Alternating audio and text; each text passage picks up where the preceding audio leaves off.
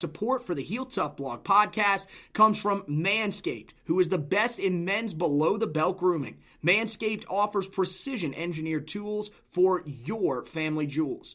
Look, guys, we've all been there. We've all been trimming. All of a sudden, we clip something we don't want to clip. You don't want to do that. Make sure you take care of your downstairs area, just like the Tar Heels have to make sure they take care of Sam Howell. We don't want to have to put the backup in. And guess what? There's no backup for your balls. So that's why Manscaped has redesigned the electric trimmer. Their Lawnmower 2.0 has proprietary skin-safe technology, so this trimmer won't nick or snag your nuts.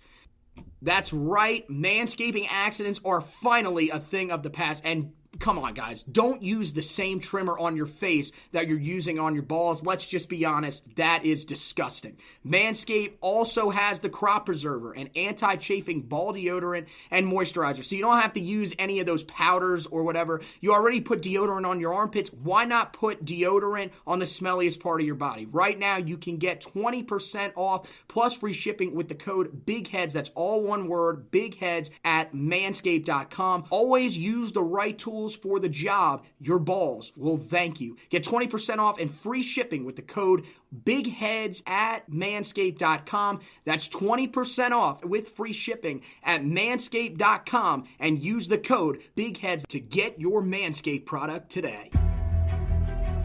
Davis steps under center. Gibson and McClendon behind him. Davis with motion by Richard. Will give the ball to McClendon. He leaps. Oh, he doesn't get in. He fumbled the football. Carolina holds. The game is over. And Carolina has won the game. Finley to throw. Over the middle, intercepted. Wolford again. Wolford the other way. At the 30, the 40. Wolford to midfield. Miles Wolford with the pick. The Heels on the doorstep of an enormous victory. Left side of the line. Hood standing to Williams' right. Williams gonna throw. One-on-one. Davis has it. Touchdown. Carolina wins. Carolina is the Coastal Division champion. Bernard fields it at the 26. Heading to the far side. Gio at the 35. Gio, he's at the 50. No, he's not. Yes, he is. Gio is gonna take it for a touchdown. Are you kidding me? Connor Barth for the possible win. Snap, spot, kick away, high enough, long enough. It's good! It's good! Carolina has won the game on a 42-yard field goal by freshman Connor Barth. Good gosh, dirty. This is the Heel Tough Blog podcast, Big Heads Media podcast. Hey guys, and welcome into this edition of the Heel Tough Blog podcast. It is signing day Monday. I know that it's only the early signing period, but look, this has basically become National Signing Day each year. It was last year, and that's pretty much what they're billing it this year. They have the National Signing Day special that's going to be on Wednesday, and so we are here on the Heel Tough Blog podcast to give you guys a look at what to expect for the Tar Heels on National Signing Day. We've got some big-time storylines that have kind of unfolded over the last week since we last did an edition of the podcast, and so Zack Hubbard is back to help us update everything that is going on. And well, Zack, it's been a little bit crazy here over the last couple of days on the recruiting trail. A lot of things have changed since the last time we were on the podcast, so I'm assuming that you're pretty excited to get on here tonight and kind of give your opinions on what you think of some of the decisions that these guys are making. Absolutely. There's been a lot going on in terms of, all the stuff leading up until the early signing period beginning Wednesday. So, yeah, a lot to discuss. A lot, good, a lot bad. So definitely a whole lot going on, a lot to pay attention to for Carolina fans. Yeah, well, it started on Saturday with Trenton Simpson committing to Clemson over Carolina. And I'm going to be honest, this was one that kind of came out of nowhere and shocked me. I found it out actually while in Kenan Stadium while covering the NCHSAA 4 AA state championship game. And it really just kind of snowballed as quickly as I think I've seen any recent commitment in the past couple of years. Clemson offered him, and within about 45 minutes, he announced that he was committed. So it was probably the fastest moving recruitment that I've seen from a guy getting offered to a guy accepting the offer, especially with a guy that's as highly rated as he is. And, of course, the Tar Heels miss out on a guy that was pretty much a can't-miss prospect in the state of North Carolina. There's been a little bit of back and forth on whether or not, this is a big deal for Carolina or not. I wouldn't say that it's not a big deal, but I think, maybe you would agree, Zach, this isn't the end-all, be-all for the Tar Heels. This isn't, they missed out on this prospect, and now this 2020 class is in a lot of trouble.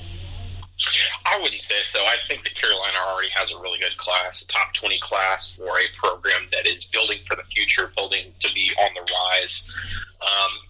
And with that, obviously, based on the work that the staff already did in the spring, summer, and fall, they've really fulfilled a lot of their sort of needs at certain positions. So obviously with a prospect like that, high 4-star, 5-star, even to some consensus 5-star prospect, it's one that, everyone is going to want in their class. There's not anyone that's going to say, no, we're not going to take your commitment. So it would have been very much a nice prospect to have, but it's not a situation in which Carolina's lacking at any position of depth because they didn't get him or, miss out on other guys. They still have a really, really good class here. So I think even with that miss, there's a lot to still be excited about here. Yeah, I touched on it a little bit on the way back from the state championship games. I did a little video just to kind of update you guys because it was such a big news story. But, I mean, especially with what we heard from Mack Brown today, I think people should be pretty confident with where the Tar Heel linebacking core stands, because Mack pretty much said today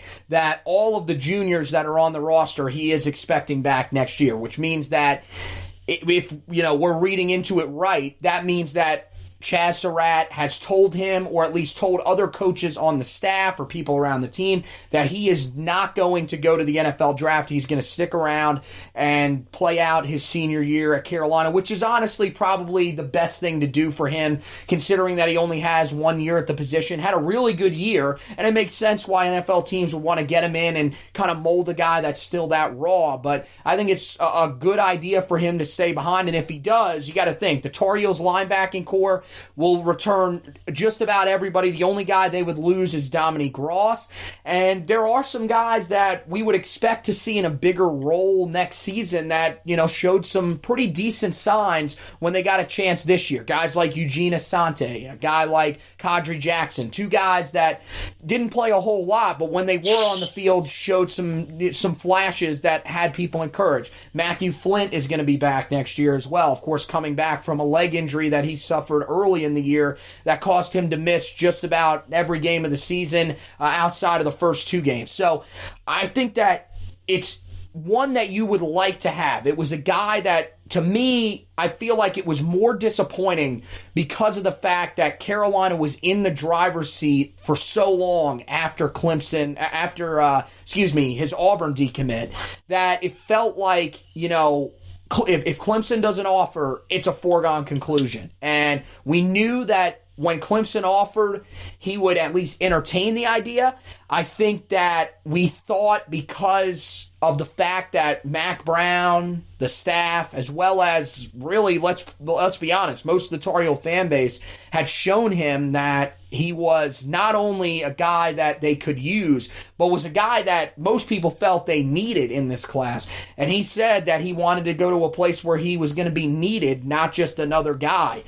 We thought that at least there would be, sort of a sprint to the finish, maybe, 2 or 3 days. Once he got offered on Saturday, I actually put out the tweet saying it should be a nice 4-day battle between the Tigers and the Tar Heels, and within 45 minutes, he had committed to Clemson. So, it was just a very, very strange situation, but I think that, when you look at this class, and I kind of want your opinion on this too, Zach, because there was a guy that I was, kind of going back and forth with on Twitter earlier today. He says that this is, sort of a similar situation to when we let guys like Dexter Lawrence go out of state, as well as a guy like Bryce Love. This to me kind of has a different feeling as really just a guy that, I mean, if we're going to be honest, there are some people that don't actually believe it, but I believe Trenton Simpson when he said that he's dreamed of going to Clemson for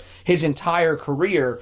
It seems like that's kind of the case here, and that Tar Heel fans really shouldn't be all that concerned that another one of the top prospects is leaving the state, because of the fact that they've got 3 of the top 5 guys in the state that are already committed to the class. Is that kind of how you feel as well?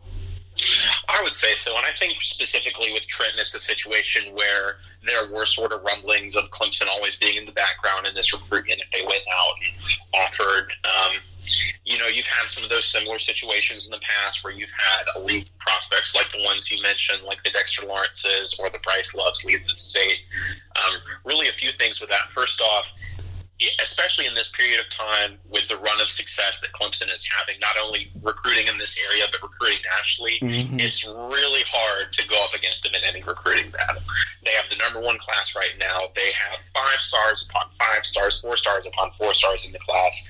Clemson is absolutely killing it, not only on the field, but on the recruiting trail. So anytime that you have to go up against them in a head-on-head battle, it's really going to be hard for any team, outside of the Alabamas or Georgias. And even then, it's going to be a hard competition. You've already seen that with some prospects this year. Right. But moving back to Carolina's class specifically, there's a lot of great prospects that they have on here that are, for those that are, that look at stars or look at numbers. I mean, you have 4 guys within the top 200. You have 1 guy that is almost a consensus 5-star that's gone in and out, with Desmond Evans. Right. That's not something that we've seen the past few years with Carolina classes of getting, those guys that are near the top. So, yes, Trenton Simpson is a miss, but I don't think that it's to the same extent of those other guys, just because there are so many other high 4-star and almost 5-star prospects that Carolina has gotten in this class. Add that alongside the news that they're going to retain pretty much all of their juniors unless anything unforeseen happens between now and, the final day to declare for the draft, which I think is January 20th. But, they're keeping most of their roster together. They have all these freshmen coming in. If you're a Carolina fan, you have to be feeling pretty good right now, even with this news this past Saturday for Trenton Simpson. Right. One of the points that I brought up was, you go back and look at Dexter Lawrence's recruitment and Bryce Love's recruitment. Again, those were, for Clemson, that was when, they were starting to become what Clemson is now. Carolina was not, this was before the 2015 season, so they were not seen as a place that was a destination to go, if we're just being real honest. Even at that point, Clemson's national perception was a little bit better. I kind of feel like with Bryce Love, that was a guy that went to Stanford, not only because Stanford gave him the opportunity at running back, but also because Stanford's one of the most prestigious universities in all of the country. So, it's hard to really be overly angry, because the other thing is within those 2 classes as well, if you go back and look at the overall prospects in the state, Carolina in this class, not only 3 of the top 5, 7 of the top 15 players in the state are going to Carolina in this class. So they've made it a focus in state. And if you can't see that, I just really don't know what to tell you. They're doing everything they need to do. Look, missing out on Trenton Simpson, who's now considered the number 1 player in the state, is big. And, I've talked about this for a while now. I've seen both him and Des Evans play in person. I think Simpson's a little bit better, but if we're being honest, the difference really is not that much. Desmond Evans is a legitimate prospect, and I'll ask you this question too. Do you think that Des Evans would be a part of Carolina's 2020 class if Larry Fedora and his staff were still in place? Because I do not. I do not either. And there you go. I think that he's been somewhat upfront about that. I think there's a lot of these guys that would have been looking elsewhere, just because you can look at the teams that they went up against. You can look at guys not only like Desmond Evans, but Miles Murphy, Jacarius Conley, even Josh Downs. I mean, a lot of these guys on this list, well, even to a guy that we'll mention later in Jacolby Criswell, a lot of these guys would not even be looking at Carolina if not for Mack Brown and the staff that he's put in place. So, I mean, you can go and compare, even if you just want to go and compare where we're recruiting right now to where we were recruiting this time last year, before the hiring of Mack Brown, I should say, not necessarily today, but before the hiring of Mack Brown last year, look at where we were recruiting. The year before, look at where we were recruiting, and look at this year. It's really, really hard to be that upset. I mean, if you'll see a lot of these guys that you hope that we were going to get. You'll see the Trenton Simpsons and various guys along those lines, and people will bring up those past recruiting misses if they will, but these things take time. Even that example of Clemson that we've used, that took time to build. Right. That took time to get those guys in there. Yes, they got the occasional 5-star like Dexter Lawrence, but a lot of time they were built on 4-star and 3-star prospects, a lot of what Carolina's getting now. So, to Carolina fans, I'd say this, this takes time. It's going to take time for Mack to build it. It's going to take time for the staff to build it. And it's going to take time for these kids to come in and, be recruited and be developed by the program. But they're already here. They're already entering the program. It's not, this is a completely different program from what we saw last year, and I think it's really moving forward in a very positive direction. Oh, exactly. I think that's a great point. And if you want to go and just compare the back and forth between Carolina and Clemson on the recruiting trail, look, I mean, Carolina's won 11 games in the last 3 seasons. This year they won 6, which is a step in the right direction. Clemson is at the point now where 11 wins in a season is disappointment. They believe with the playoff they should be winning 13, 14 games a year at the least. Most likely 15. They're looking to do that again this year. So, yeah, I mean, that's the difference on the recruiting trail. It makes a little bit of sense why Clemson beat out Carolina for Trenton Simpson. But we'll wrap that up, move on to a little more positive news. This one, I think, is something that Tar Heel fans can be really happy about heading into National Signing Day, and that is that Jacolby Criswell is locked down in the 2020 class. The Tar Heels have their quarterback in this class. He took an official visit to Chapel Hill over the weekend, and everything seemed to go about as good as it possibly could. And towards the end of the visit, of course, you guys saw on Sunday morning, he tweeted that that Carolina love was just a little bit different. And then later on in the day, he told both Inside Carolina and Tar Heel Illustrated, the two sources that are as close as it gets to the team, that he is all in and is planning to sign early. And then today, he also released the fact that he will early enroll. So the Tar Heels, for the second straight year, will bring in a 4-star quarterback that was part of the Elite 11. It'll be the third straight year that they bring in a 4-star quarterback, and now all 3 quarterbacks in the rotation that is scheduled to be in place next year, outside, of course, of the walk-ons, will all be former 4-star quarterbacks. So this is a huge deal. There was a lot of concern about Arkansas coming in, but Carolina did a really good job of locking this down, and this is one where, although he's received a lot of criticism on the field this year, you got to give Phil Longo a lot of credit here, because he built on a relationship that he started when he was back at Ole Miss. Absolutely. I mean, I feel this is sort of what we just discussed in the last podcast. This is one of Carolina's biggest recruits in this class, and one that I really like his play style. You look at his stats, he's pretty balanced in terms of passing and running.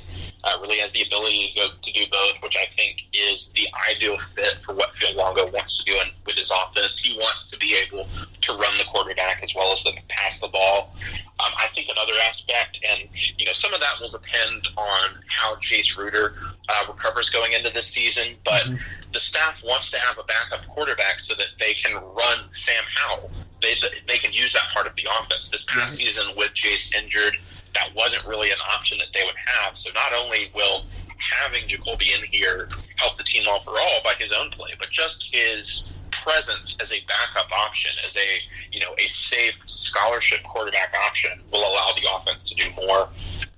What I really think that, however, what this shows, and we talk about it a lot in the basketball aspect of it, but an official visit at Carolina is one of the biggest things, I think, in a kid's recruitment when he is considering Carolina. Coming into town, coming into Chapel Hill, seeing the facilities, talking to the staff, seeing what a special community Chapel Hill is, I think is the biggest impact. I mean, this time last week, we were looking, is he looking around? Is he looking at Auburn? Is he looking at Arkansas? Could he potentially, not sign early? Could he sign in February instead and, sort of look around? Is he going to early enroll?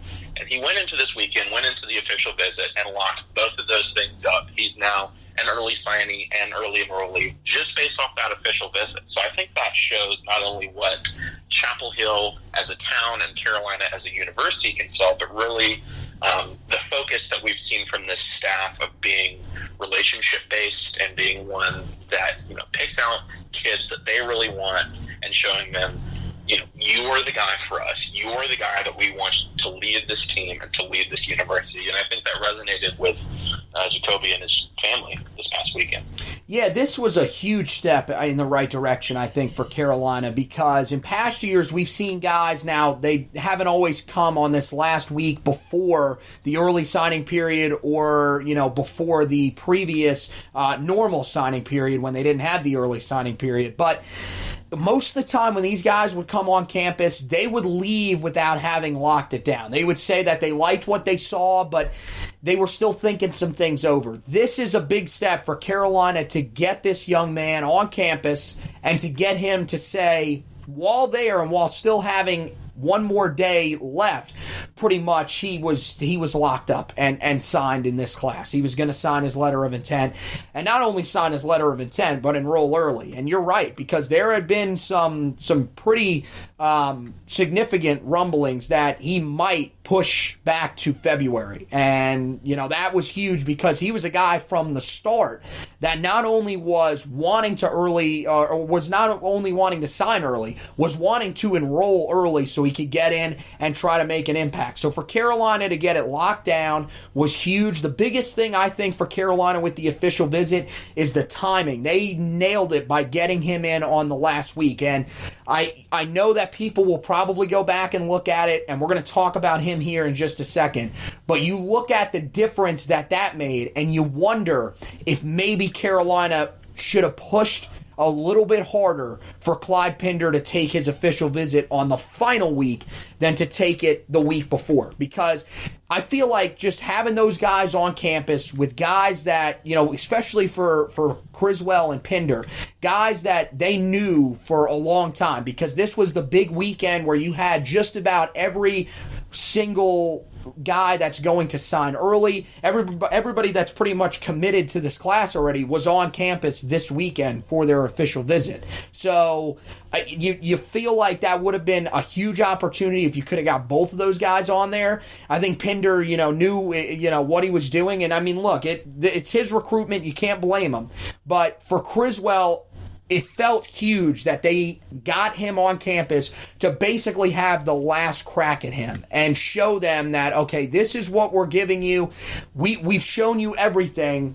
Are you committed to us, or are you still going to look elsewhere? And Criswell said, look, you got everything that I need. Arkansas, has been pushing as of late, but while I would like to play for the hometown Razorbacks, they didn't establish that type of relationship with me early. Phil Longo established that relationship when he was back at Ole Miss, and that paid off big time for Carolina, and they now have a legitimate backup quarterback here. I mean, look, Jace Ruder is as well.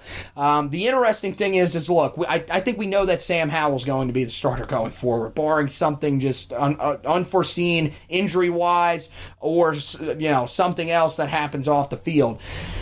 The question is out of these two guys, I mean, really, I'll just ask it this way. Do you think that Jacolby Criswell has a chance to come in and win this backup job from Jace Ruder this year? I think there's definitely a possibility, and that's no disrespect to Jace Ruder at all. I think Jace Ruder, right, especially earlier in the year, going into that quarterback competition, showed that he's, definitely a capable quarterback in this offense and for this team. I really think two things. I think that with the injury that he had this past year, it's probably going to take some time to get him back onto the field and get him back practicing at a full capacity. And it also just speaks to how much I really like what I've seen from Criswell. I think that he offers a lot that's pretty similar to the two guys we have now. He's got a really stocky body. He's got a really good throwing motion, puts good distance from the ball and good touch. And I think the biggest component that he adds right now is that he's probably the most physical and athletic runner of the bunch. He really adds a different component there of just being able to absorb hits. Obviously not built the same way as a Cam Newton, but kind of runs in a similar fashion, I would say, of just he's going to put his body out there. He's going to throw a shoulder down and get those extra yards. So I think he has a different component there. So I'm not holding anything out in terms of is he going to get is he going to get the backup job or is he going to be third string? I think that I'll let the staff determine that, but I think he's definitely got a chance.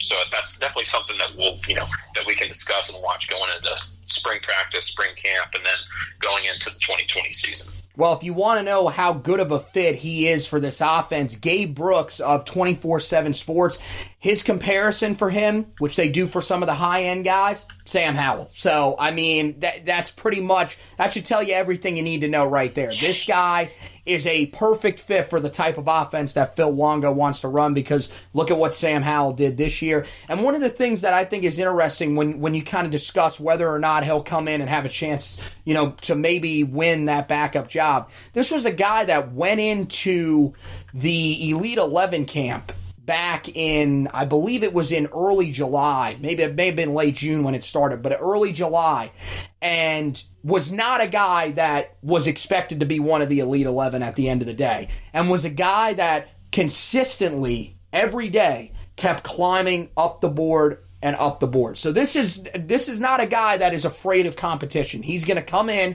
and I believe he has a chance to make some noise, especially with the fact that he's early enrolling. So, yeah, this is a big-time keep in this class for the Tar Heels, because there were legitimate concerns about Arkansas, and it's a great job by the staff to make sure that they wiped out those concerns and got him to sign in the early signing period and enroll early, and they did it all before they even got to early signing Wednesday. Now, one guy that they didn't do that with is Clyde Pinder. Unfortunately, as I mentioned, he was on campus last week, the 6th through the 8th, and then this past weekend took his official visit to Florida, which he scheduled midweek. It's been really quiet over the last couple of days on his front. Haven't seen a whole lot from him, which is, I don't know how to take that. I don't know if that's concerning or, I guess it's good that he wasn't posting a whole bunch of things about how great Florida wasn't posting a whole bunch of pictures, but at the same time, we haven't really heard him say, okay, I've taken that visit, still Carolina's where I'm committed. So there is a lot of uncertainty going into what he's going to do. We still don't have any sort of release as to whether or not he is going to have a signing day ceremony at his high school at Armwood High School in Seffner, Florida. That's one thing to keep an eye on over the next couple of days. And we mentioned it. I mean, if this is one of those guys that you would feel like is one of the most important players in this class, maybe even the most important player here as we come down the stretch, because he's the only true nose tackle that is committed in this class for the Tar Heels. And right now, this team is thin at the nose tackle position with the two guys that have departed in the offseason. So I know, this time last week when we did the podcast, there was a little more confidence. What is your level of confidence as we sit here today, just 2 days before the open to the early signing period and the likely day that he would sign if he's going to sign early? Yeah, so based on everything I've seen, and I've looked at Carolina sources, I've looked at, Florida sources yesterday and today to see sort of where his level of interest is at. at this point in the process. I would say if I were to rate my confidence on a scale from 1 to 10, I think I'm sitting at about an 8. So I'm feeling pretty good about this one. Okay. Carolina still feels good about him. Based on everything that he talked about with 24/7 Sports, is Florida site was basically, Florida has given me something to think about. They are something that he does have family connections there. He does have family that are fans and would have vested interest in him staying there, but he did, state pretty specifically that they are fine with him leaving the state if he wants to do so. Basically stated, he is still committed to Carolina, but we'll have a lot to think about. So obviously today, tomorrow, and then leading up to Wednesday, he'll have a lot to think about in terms of if he wants to stick with his commitment or potentially flip to the Florida Gators. And it does look like that his plan is still to sign his letter of intent coming up this Wednesday in the early signing period. So based on everything I've seen, I still feel pretty good about keeping him. Obviously, amongst the Carolina commits, he's the one with the biggest concern. Mm-hmm. So definitely things could change over the next few days. So it's definitely something to watch. But as of right now, I'm feeling pretty good, about as good as you can feel after having a guy go on an official visit the week before early signing day. I'm really interested to hear your take on it. Where do you think he's leaning at this time? I've seen a lot of the same stuff that you have, and I would say the confidence level is kind of at a 6. The reason I'm going to say that is because when asked today at his press conference, Mack Brown said that he expects 25 total guys to sign. So unless there's another guy that we just don't know about, and there were a couple of guys that academically they were a little unsure about, guys like Jaden Chalmers and Des Evans. It seems like from everything that we're hearing, those guys are all going to sign. Jaden Chalmers confirmed he's going to sign on. He's going to sign at like 4:00 on Wednesday. So he's one of the guys that's in. I'm assuming that Des Evans is going to sign as well. Haven't really seen anything from him, but that's nothing new with Des Evans. His recruitment is really kind of low key. That's how he's been throughout the process, and nothing. I mean, there's nothing against him. That's the way he likes it to be. And honestly, we've seen a lot of those over the last few seasons. But I fully expect that he's going to sign there. And there's really not anybody else that we're really keying in on that might not sign. There was some concern that Jefferson Boaz might not sign because there was a tweet that was sent out earlier that Stephen Gosnell, Landon Stevens, Gosnell, of course, who is committed as a scholarship guy and will sign his letter of intent on Wednesday, as well as Landon Stevens, who's a preferred walk-on. He'll sign his preferred walk-on letter of intent. And then you'll also have Dylan Mosley, who's another wide receiver for East Surrey High School, who's going to sign his letter of intent to state. There was some concern because Jefferson Boaz wasn't on that list. Jefferson Boaz is going to sign because they are going to have some sort of signing day sort of event that they're going to do for the guys that are down at the Shrine Bowl because, of course, there's a bunch of guys down there right now. Practices started today, so there is going to be a ceremony for those guys. Don't worry, don't freak out. Boaz is not going to be a guy that's going to delay his commitment at all. And there was some legitimate concern from some people earlier today that could happen just because of, the ridiculous statistics that he had put up.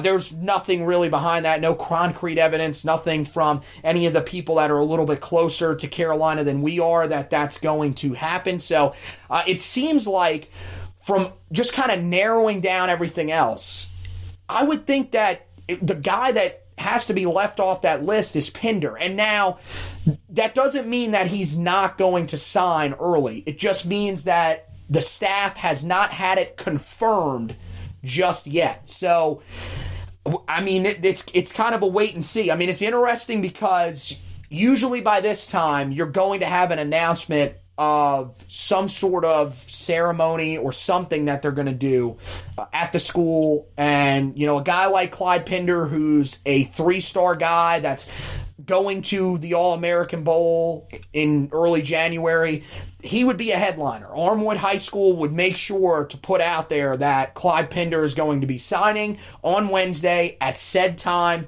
Make sure you come out and support him. So I find that interesting, and I think that there might be some thought in his mind, and maybe from his family as well, of why don't you wait until February and kind of do a little more homework on both schools and then go from there. I do feel like, Carolina, from what we heard during his official visit, did a really good job. I don't feel like it was one of those visits where it really didn't go all that well, and that's the reason that he took the visit to Florida. I think he took the visit to Florida because he did want to kind of investigate a little bit more, mainly because Florida got into the race so late for him. Remember, they didn't offer him until November 21st. So I feel like maybe he wanted to do a little more homework.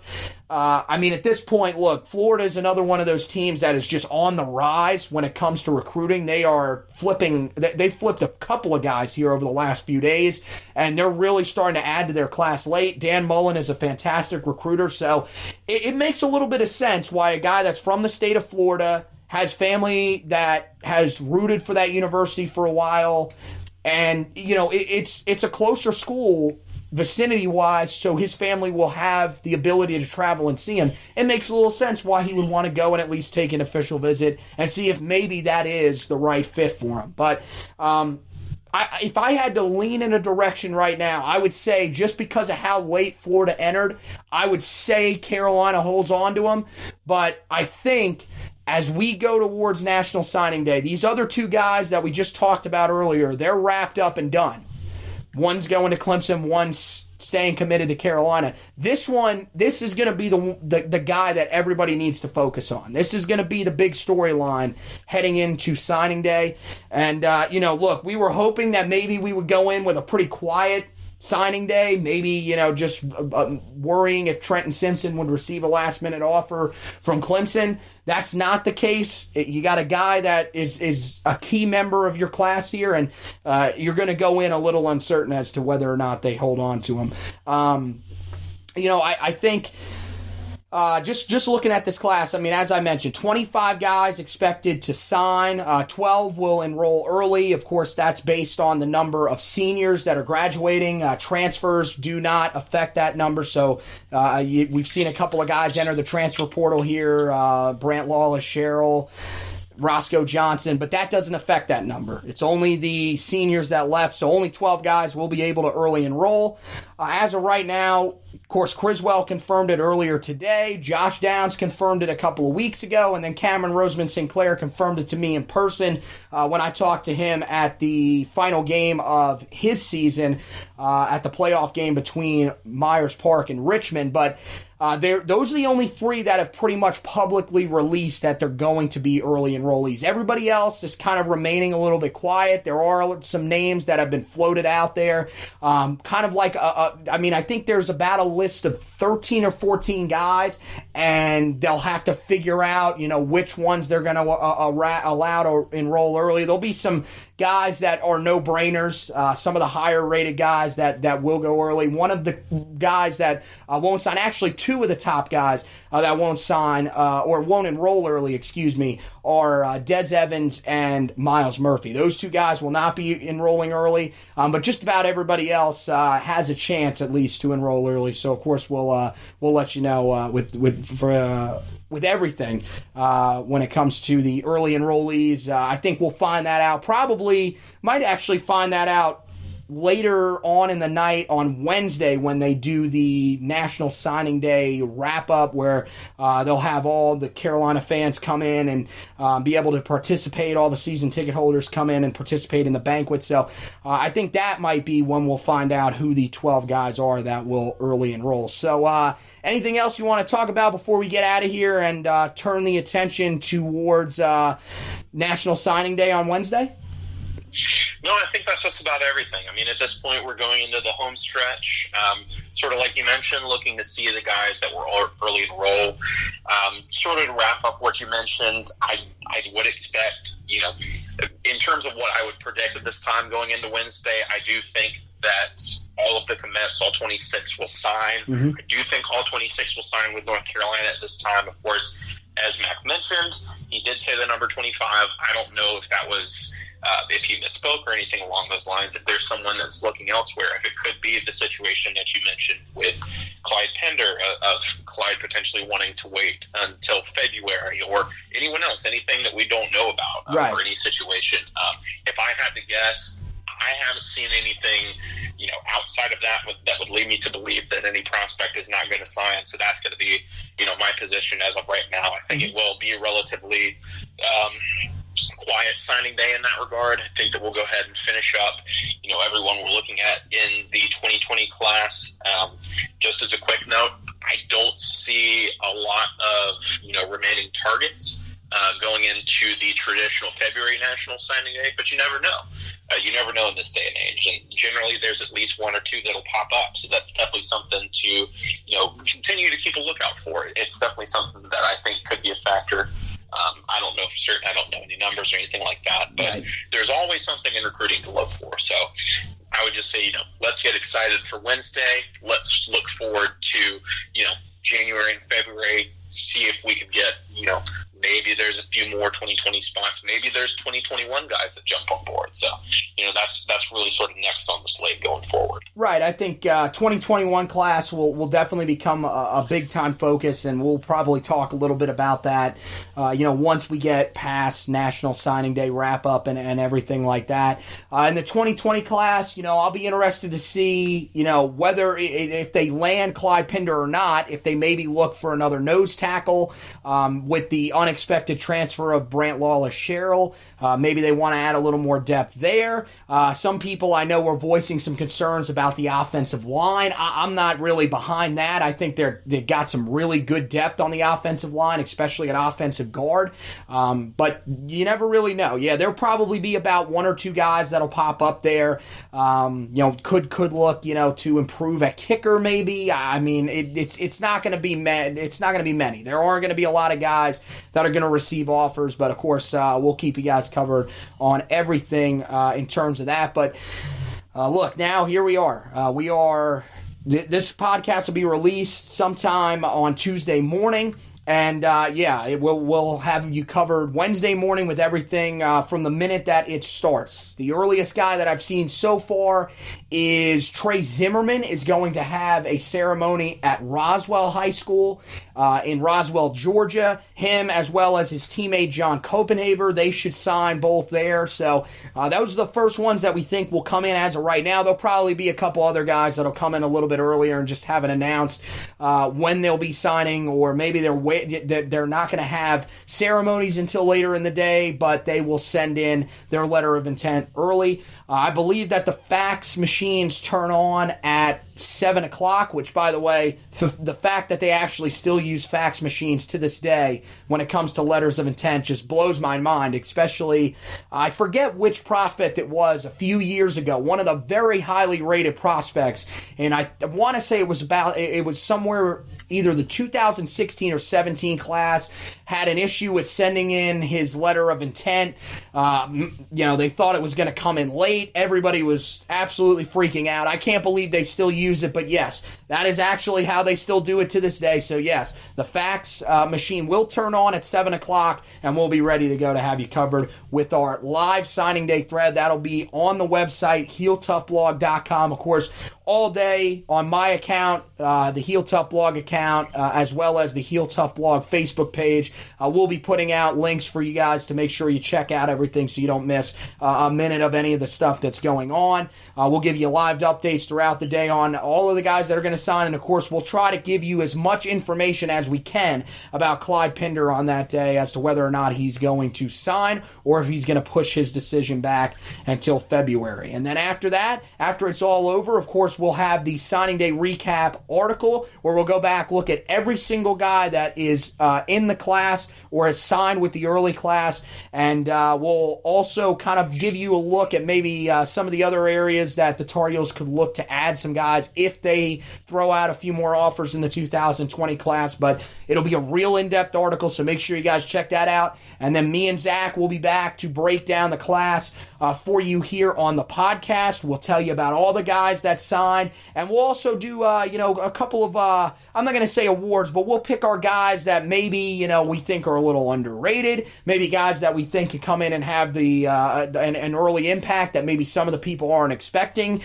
So yeah, we'll talk about all that kind of stuff with you guys. It'll be a little more expansive than just focusing on certain recruits. It'll talk about all the guys that are in the class, even the ones that have been there for the longest time, like Elijah Burris, who was the first guy that committed to the class back last year. We'll talk about guys like Cameron Roseman Sinclair, who committed back all the way in January, was the first guy to commit to Dre Bly. So, yeah, we'll go back through the whole class and make sure that you guys know everything you need to know before we start to turn fully on the website and on the podcast to the game against Temple when we take on the Owls in Annapolis. We'll have you covered on everything with that. Again, it's HeelToughBlog.com for all that stuff. Also, as I mentioned, those accounts on Twitter at HeelToughBlog. You can follow me on Twitter at FutureTariel. I put a ton of all that stuff up there as well. You can follow Zack on Twitter at HackZubbard2.